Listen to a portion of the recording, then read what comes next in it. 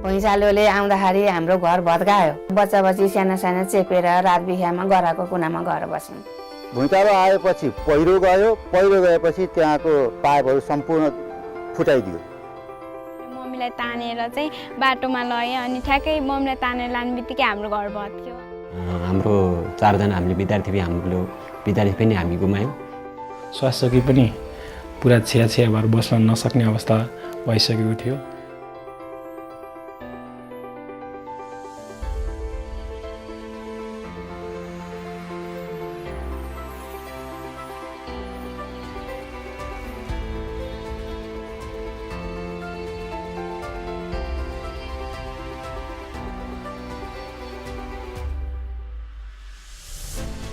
भुइँचालोले गर्दा पानीका ट्याङ्कीहरू भत्कायो। धारामा पानी आएन, भत्कियो सबै धाराहरू।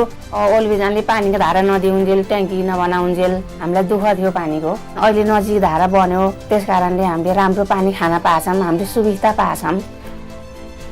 खेती गर्नलाई सुक्खा नै भएको हुनाले कुनै किसिमको बोट बिरुवाहरू हुर्काउन नसक्ने अवस्था भयो। यस राजकुलो मर्मतको लागि आएको रकमले सबैजना मिलेर काम गऱ्यौँ। पारिश्रमिक पनि मिल्यो। हाम्रो घर परिवार चलाउनलाई धेरै सहयोग पुग्यो।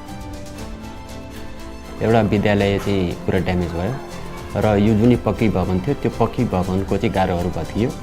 ओल्ड भिजनले भवन रेक्टोफिट गरिदिनु भयो। अपाङ्ग शौचालय पनि निर्माण गरिदिनु भयो र त्यसको साथसाथै छात्रा छुट्टा शौचालय निर्माण गरिदिनु भयो।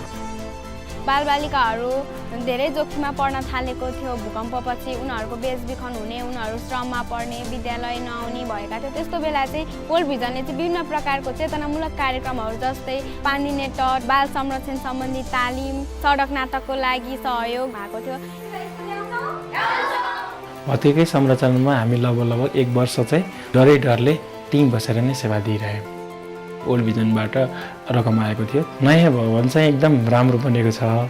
सबै सेवाहरू चाहिँ यिनैबाट बाहिर जान नपर्ने गरी राम्रोसँग बनेको छ।